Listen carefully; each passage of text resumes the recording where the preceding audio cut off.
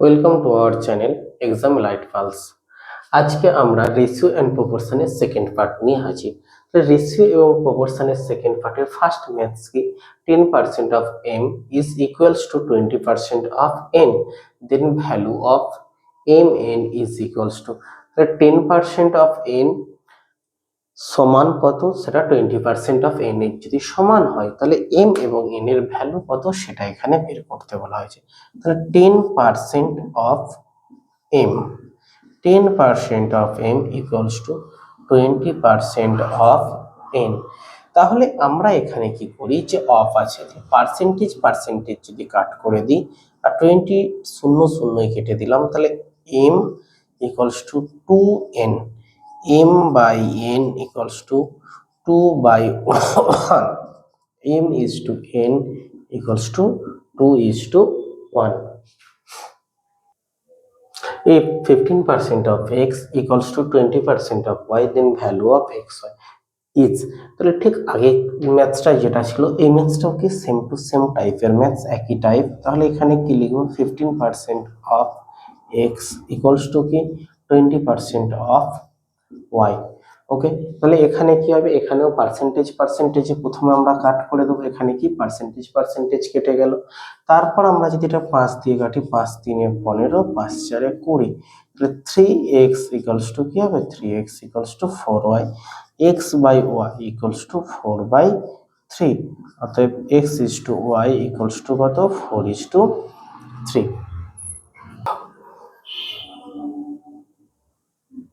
if 3a plus 5b by 3a minus 5b equals to 5, then a is to b will be equals to, এই যে এই ম্যাথসগুলো আছে এই ম্যাথসগুলো আমরা normally কি করতাম, এই ম্যাথসগুলোকে আমরা নর্মালি মাল্টিপ্লাইং মেথডে মাল্টিপ্লাইং করে ম্যাথসগুলোকে করতাম।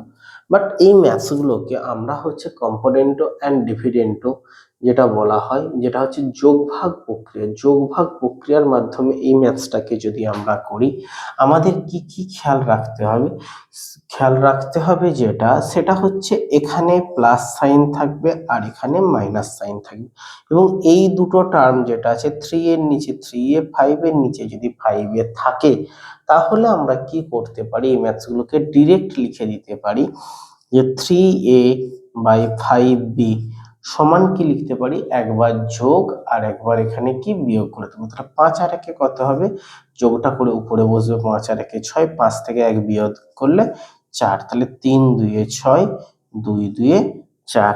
তাহলে আমরা কি পাচ্ছি এখানে, a বাই b সমান 5 by 2, a is to b equals to 5 is to 2। নিচে চলে গেছে।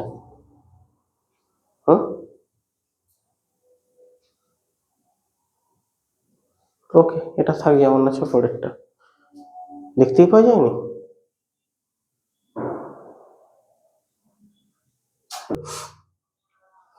if 30% of b minus a equals to 18% of b plus a, then the ratio a is to b will be equals to, তাহলে এখানেও কি, এখানে হচ্ছে a is to b এর value বের করতে বলেছে। তাহলে এখানে দেখো আমি তোমাদেরকে বলেছিলাম আগে প্লাস সাইনটা লিখতে হবে, তাহলে আমি এখানে কি লিখবো, 80% of b plus a, 80% of b plus a equals to 30% of b minus a, 30% of b minus a। এটাকে যদি আমরা করি তাহলে প্রথমে আমরা কি করব, প্রথমে আমরা পার্সেন্টেজটাকে কাট করে দিলাম, পার্সেন্টেজটাকে কাট করার পর আমাদের কি আছে, 6 3 18, 6 5 30, তাহলে 3b plus a, 3b plus a equals to 5b minus a। এবার যদি আমি করি b plus a by b minus a equals to 5 by 3। এবার যদি আমি এখান থেকে বের করি b by a, কারণ এখানে প্লাস অ্যান্ড এখানে মাইনাস, এই যে এখানে প্লাস এবং এখানে মাইনাস, এই যে দুটো টার্ম থাকছে, এই দুটো টার্ম কি হচ্ছে, আর দুটো টার্মই এখানে সেম আছে, তাহলে b by a একবার একটা প্লাস করব আর একবার এটাকে মাইনাস করে লিখবো। একবার এটাকে প্লাস করলে 5 আর 3 8, 5 থেকে যদি 3 বাদ দিই 2, তাহলে কথা হচ্ছে 4/1। তাহলে এখানে কার ভ্যালু বের করতে বলেছি, a:b, তাহলে a:b = 1:4। What is the value of y minus x by y plus x if 1.5x = 0.04y? তাহলে এটাকে যদি আমরা করি তাহলে এখান থেকে কি আসছে দেখো, 1.5x = 0.04y।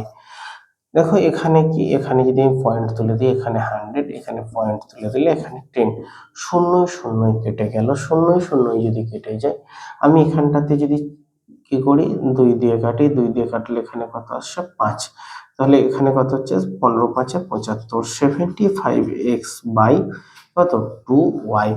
তাহলে এখানে কি পেলাম, x বাই y = 2/75।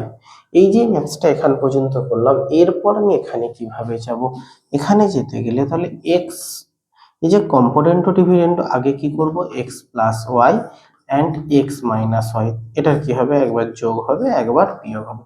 তাহলে যোগ করলে 77 প্লাস 2, তাহলে কত হচ্ছে 77, এন্ড 77 থেকে যদি 2 মাইনাস করে দিই, 77 থেকে 2 মাইনাস করে দিলে কত হবে, 77 থেকে 2 মাইনাস করে দিলে 73।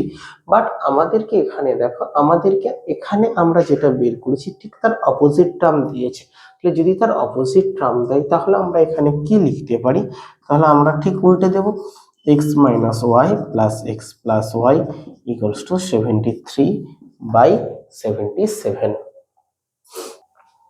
এখানে কি পরের ম্যাথসটা দেখো, রেশিওর মধ্যে কোনটা সবচেয়ে বড় রেশিও আমার দিকে প্রুভ করতে বলেছে। তাহলে ছোটবেলার প্রসেসে আমরা যদি এগুলোকে প্রুভ করতে যাই তাহলে কি হবে, আমাদের অনেক বড় হবে। তাহলে এগুলোকে আমরা প্রথমে মডিফিকেশন করে নেব। এটা কত 1:3, এটার ভ্যালু কত, এটার ভ্যালু হচ্ছে 4:5, এটার ভ্যালু হচ্ছে 3:4 and 3:5। এবার যে কাজটা করব, এগুলোকে আমরা এভাবে লিখে নিলাম, p/q ফর্মে যদি আমরা প্রত্যেকটাকে লিখে নিই তাহলে কত হবে, p/q ফর্মে লিখে নিলে 3/5। ওকে, তাহলে কি কাজ করব, যে একটা নিউমারেটরের সাথে একটা ডিনোমিনেটরের গুণ করব, গুণ করে যেটার হচ্ছে নিউমারেটরের কাছে লিখবো। তাহলে 5 একে কত, 5 একে 5, এখানে 5 লিখলাম, 3 4 কত, 3 4 12, তাহলে 5-এর চেয়ে 12 বড়, তাহলে আমাকে গ্রেটেস্ট নাম্বারটা বের করতে বলেছে, এটা হবে না। তাহলে এটার সাথে যদি গুণ করি, 4 4 16, তাহলে 4 4 16 এন্ড 5 3 কত, 5 3 15, অবভিয়াসলি তাহলে 15-এর চেয়ে 16 বড়, এটা হচ্ছে ছোট। এবার দেখো 5 4 কত, 5 4 20 এন্ড হচ্ছে 3 5 15, তাহলে কোনটা বড়, এই টার্মটাই কি হচ্ছে, এই টার্মটাই বড় হচ্ছে। তাহলে গ্রেটেস্ট টার্ম কোনটা হবে, গ্রেটেস্ট টার্ম হবে 16:20, যে টার্মটা আছে সেটা হচ্ছে গ্রেটেস্ট টার্ম। সবসময় তোমরা এইভাবে ক্যালকুলেশনে যে ক্রস মাল্টিপ্লিকেশন করার সময় একটা জিনিস খেয়াল রাখবে, যেটা নিউমারেটর আছে গুণ করে সবসময় নিউমারেটরের মাথায় লেখা হবে। যেমন 5 একে 5 এন্ড 3 4 কত, 3 4 12, আমি কোথায় লিখছি ভালো করে খেয়াল করবে, যে নিউমারেটরের মাথায় লিখছি অবভিয়াসলি। বা আমি যখন এটার সাথে করছি হচ্ছে 5 4 কত, 5 4 20 এন্ড 5 3 কত, 5 3 15। if rupees 782 be divided into a 3 parts, তাহলে আমরা কি 782 টাকাটাকে দুটো পার্টে ভাগ করছি। এই দুটো পার্টে ভাগ করার সময় কি কি পার্টে ভাগ করছি, 1-এর 2, 2-এর 3 এন্ড 3-এর 4। তাহলে ফার্স্ট পার্টটা কত আমাদের বের করতে বলেছে, যে আমরা যখন এই ধরনের ম্যাথস গুলো করি, এই ধরনের ম্যাথস গুলো করার সময় যদি p/q ফর্মে থাকে আমরা সেটাকে কি ডিভাইড করতে পারি না। তাহলে আমাদের ফার্স্ট কাজ কি হবে, ফার্স্ট কাজ হবে এই যে p/q ফর্মে এই টার্মগুলোকে আছে এগুলোকে নর্মাল টার্মে নিয়ে আসা। এই তিনটে part, part A, part B and part C, এটাকে যদি লিখি 1-এর 2, 2-এর 3 এন্ড হচ্ছে 3-এর 4। তাহলে এখানে কি 2 3 আর 4 এর লসাগু কত হবে, এলসিএম কত হবে, 2 3 4 এই তিনটের লসাগু বা এলসিএম কত হবে, এটাকে যদি আমরা এলসিএম করি তাহলে 2 দিয়ে 2 1-এ 2, 3 2 দিয়ে 4, তাহলে 2 ইন্টু 3 ইন্টু 2, তাহলে কত হচ্ছে 3 4 12। যে এলসিএমটা যে টার্মটা হবে সেই এলসিএম এর টার্মটাকে আমরা যদি মাল্টিপ্লাই করি, এলসিএম এর টার্মটাকে যদি আমরা মাল্টিপ্লাই করে থাকি, 4 3 12, 3 4 12, 6 দিয়ে 12, তাহলে কত হচ্ছে 6:8:9। তাহলে 6:8:9। এবার আমাকে কোন পার্টটা বের করতে বলেছে? থার্ড পার্ট বের করতে বলেছে। তাহলে টোটাল পার্ট কত হলো? এটাকে যদি আমরা অ্যাড করে দিই, 8 আর 6 14, 14 আর 9 কত? 23। 23 পার্ট ইকুয়ালস টু 782। এবার দিয়ে যদি আমরা কাটি, দেখো আমাদের কত হচ্ছে যে 782 ডিভাইডেড বাই যদি করি 23, 3 দিয়ে কাটলে 3 3 9, 3 2 6, তাহলে এখান থেকে কত আসছে? 9 2 4 4 92, তাহলে কত আসছে? 34। এবার আমাকে কোন পার্টটা বের করতে বলেছে? আমাকে বের করতে বলেছে থার্ড পার্ট। এই যে থার্ড পার্ট আছে এর সাথে 32 যদি মাল্টিপ্লাই করে দিই, 9 4 কত? 9 4 36, 6 হাতে 3, 9 3 27, 27 আর 3 কত হয়? 27 আর 3 30। থার্ড পার্ট কত হলো? থার্ড পার্ট হলো 9 ইউনিট। বাট আমাদেরকে কোন পার্টটা বের করতে বলেছে? আমাদেরকে ফার্স্ট পার্টটা বের করতে বলেছে। তাহলে কত? Multiplied by 34। তাহলে 6 4 24, 4 হাতে 2, 6 3 18 আর 2 20। তাহলে আমাদেরকে যে পার্টটা বের করতে বলবো আমাদের শুধুমাত্র সেই পার্টটা। তাহলে তোমরা আমাকে জানাবে এটাকে তাহলে সেকেন্ড পার্টটার ভ্যালু কত?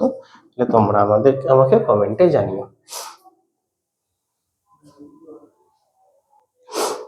₹1210 were divided among A, B, C।